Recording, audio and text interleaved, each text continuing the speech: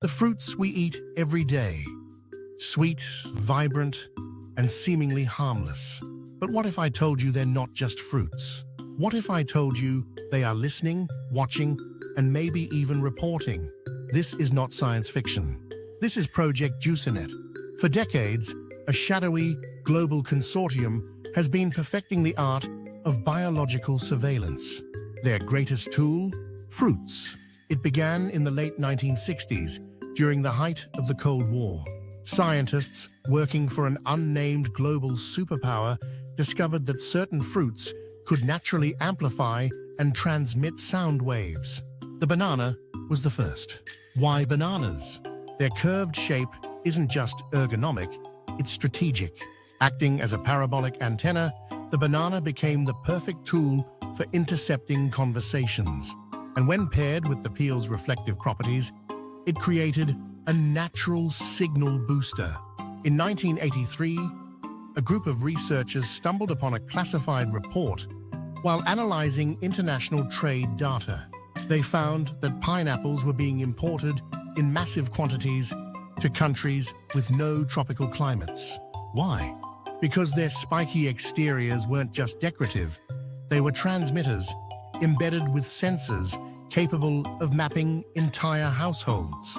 One researcher, who later went missing under mysterious circumstances, claimed he dissected a pineapple and found a tiny metallic shard embedded inside. He said it emitted a faint pulse, almost as if the fruit had a heartbeat. The surveillance wasn't limited to tropical fruits. Apples, for example, have played a critical role in human history. From Adam and Eva Isaac Newton, the apple has always symbolized knowledge. But what if that's not a coincidence? What if the apple has been engineered, designed to infiltrate humanity's consciousness for centuries? In the 1970s, an anonymous orchard worker reported strange occurrences in his field. Apples would fall to the ground without warning, often landing in formations that resembled satellite dishes. He claimed the trees seemed to hum at night, as if transmitting data. And then there's the orange. It may look innocent, but leaked documents from Project JuiceNet suggest otherwise.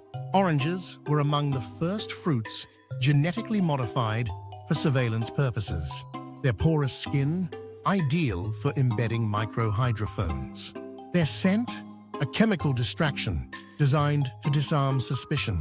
By the 1990s, the technology advanced. Grapes, once thought to be useless in the surveillance world, were engineered to work as tiny, mobile recording devices. A single bunch of grapes could capture hours of audio and video, transmitting it to a central server disguised as a winery.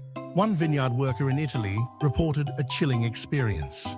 He claimed that as he harvested grapes, he could hear faint whispers. At first, he thought it was the wind, but the whispers grew louder, clearer. They were speaking in a language he couldn't understand. And the conspiracy doesn't end there. Grocery stores, farmers markets, even smoothie bars. These are all nodes in the surveillance network. Every time you touch a fruit, you leave behind a fingerprint. Every purchase you make is another data point. Have you ever noticed how bananas ripen faster when left next to other fruits? This isn't a natural process, it's a communication protocol. The bananas are signaling, sharing information. Skeptics may laugh. They may call this absurd. But consider this.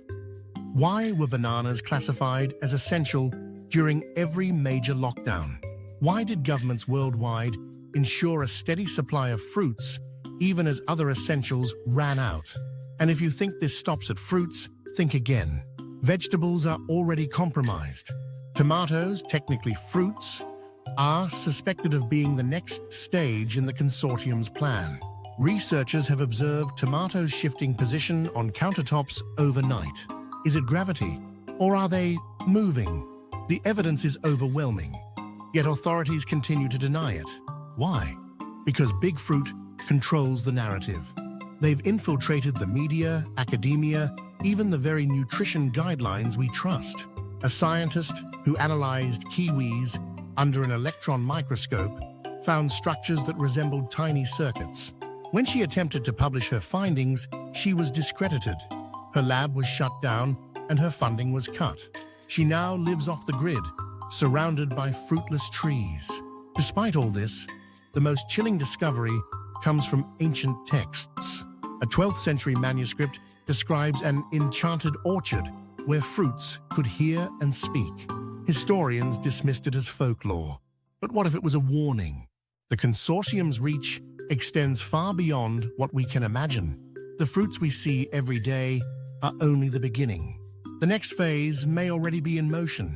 So the next time you bite into an apple, ask yourself, who's really taking a bite out of whom? Stay vigilant. Trust nothing. And whatever you do, never leave a fruit bowl unattended. The truth is out there. It's just hiding in plain sight.